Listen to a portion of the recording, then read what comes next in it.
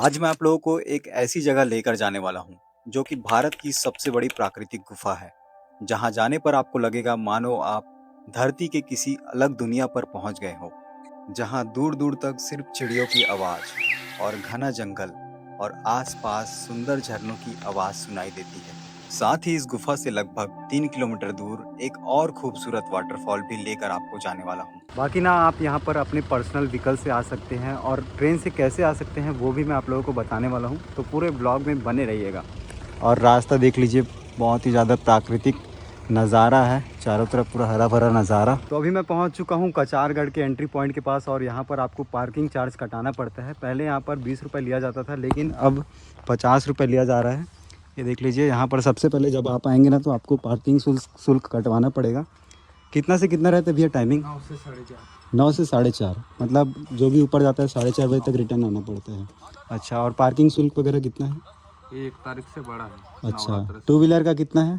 Two wheeler का 50 रुपये और फोर व्हीलर का 100 रुपये। 100 रुपये। ओके, ठीक। बंद भी रहता है क्या किसी दिन? नहीं, बंद तो नहीं रहता, कुछ मीटिंग ऑफिस का रहता है ना, हाँ हाँ, तभी बंद रहता है उसका। अच्छा, तो अभी मैं अपना जो स्कूटी है वो ऊपर पहाड़ पे चढ़ा रहा हूँ।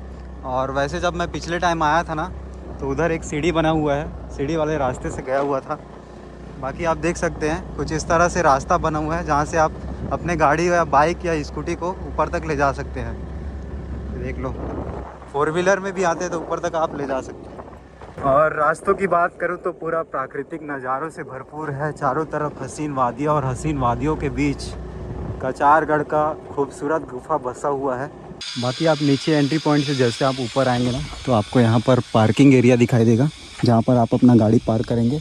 और पार्किंग का चार्ज वगैरह आपको पहले ही ले लिया जाएगा एंट्री गेट के पास, जिसमें पहले 20 रुपये लिया जाता था, लेकिन अब 50 रुपये लिया जा रहा है। और ये सामने है कचारगढ़ का पहाड़, देख लो कुछ इस तरह से। और यहाँ पर एक काली माता का मंदिर है, तो सबसे पहले आप काली माता का दर्शन करेंगे, उसके बाद फिर अपना रास्ता तय करेंगे। तो यहाँ से लगभग 1 किलोमीटर का ट्रैकिंग करना पड़ेगा गुफा तक जाने के लिए। और नज़ारा आप देख लो, कितना ज़्यादा खूबसूरत नज़ारा है। चारों तरफ सिर्फ ऊंचे ऊंचे पहाड़, कचारगढ़ का गुफा और प्राकृतिक हसीन वादियाँ, बहुत खूबसूरत है।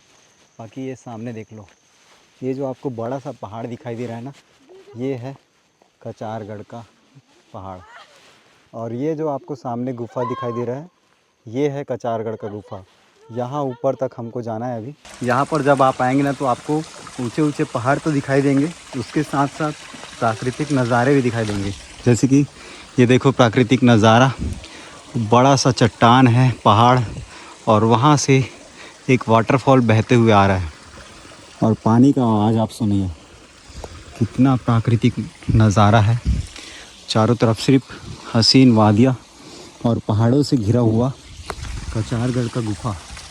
तो सबसे पहले यहाँ पर दो गुफा है, एक वो वाला गुफा है और एक वो वाला गुफा है। तो अभी मैं आप लोग को ये वाला गुफा लेकर चल रहा हूँ।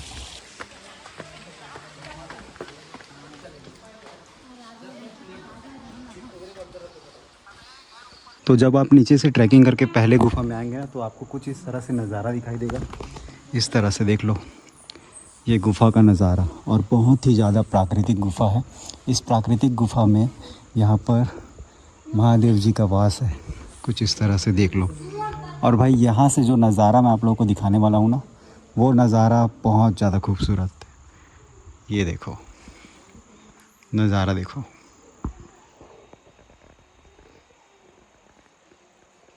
तो अब मैं नीचे उतर रहा हूँ। इस वाले गुफा को मैं आप लोगों को दिखा दिया हूँ। अब मैं आप लोगों को बड़ा वाला गुफा दिखाने वाला हूँ, जो कि कचारगढ़ का मोस्ट अट्रैक्शन वाला गुफा है। चलते हैं उस वाले गुफा में। महाराष्ट्र और छत्तीसगढ़ की सीमा पर घने जंगलों के बीच स्थित ये गुफा कचारगढ़ के नाम से जाना जाता है। इस गुफा को गोंड आदिवासियों का एक अत्यंत पवित्र और श्रद्धा का केंद्र माना जाता है। इसे गोंड जनजाति के धर्म स्थापना का स्थल भी माना जाता है। कचारगढ़ गुफा रायपुर से लगभग 134 किलोमीटर दूर, डोंगरगढ़ से 25 से 30 किलोमीटर की दूरी पर स्थित है। यहाँ तक पहुँचने के लिए खुद का साधन सबसे सुविधा युक्त है। वैसे अगर आप ट्रेन के माध्यम से यहाँ तक जाना चाहें तो नज़दीकी रेलवे स्टेशन दर्रे-कसा है, लेकिन दर्रे-कसा रेलवे स्टेशन से कचारगढ़ गुफा की दूरी 3 से 4 किलोमीटर की दूरी पर है, जहाँ से आपको पैदल ही जाना पड़ेगा। क्योंकि इन जंगलों के रास्ते में ना ही कोई ऑटो दिखता है और ना ही कोई टैक्सी।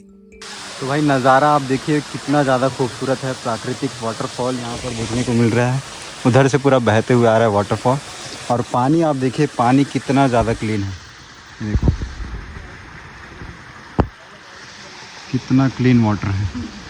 और भी बहुत सारे भाई लोग यहाँ पर घूमने आए हुए हैं कचारगढ़ गुफा में। कहाँ से आए हो यार? भिलाई से। तो ये सब छत्तीसगढ़ के हैं और काफ़ी अच्छा लग रहा है। हम भी छत्तीसगढ़ के हैं। इस तरह से आपको ट्रैकिंग करते हुए जाना पड़ेगा। सबसे पहले मैं आपको पहला वाला गुफा दिखाया, अभी मैं आप लोगों को दूसरे वाले गुफा की तरफ लेकर चल ही रहा हूँ। और रास्ते में जो भी पड़ रहा है मैं आप लोगों को दिखाते हुए लेकर चल रहा हूँ। अभी रास्ते में एक प्राकृतिक वाटरफॉल पड़ा हुआ था जो कि बहुत ज़्यादा खूबसूरत था।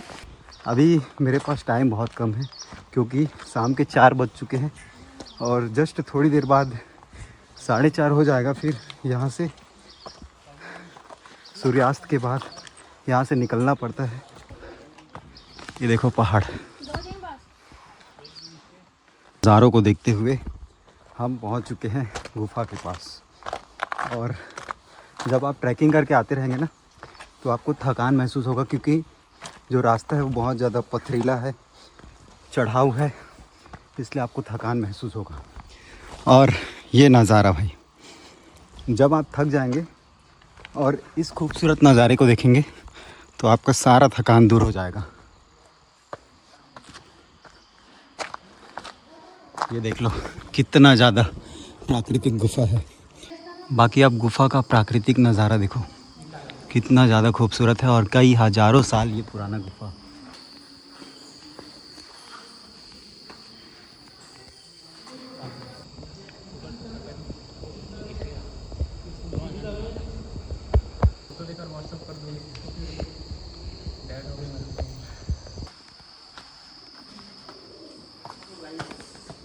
तो कचारगढ़ गुफा देखने के बाद अब मैं जा रहा हूँ वापस नीचे की तरफ। और जो ढलान है ना, इसमें मैं गाड़ी पूरी तरह से बंद कर दिया हूँ। ये ढुलते ढुलते जा रहा है।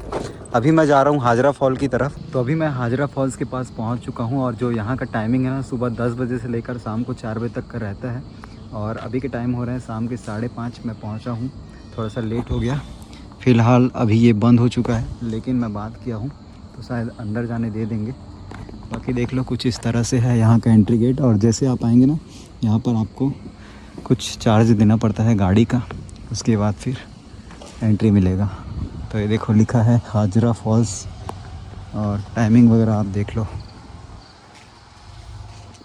तो अभी मैं पहुँच चुका हूँ हाजरा फॉल्स के पास।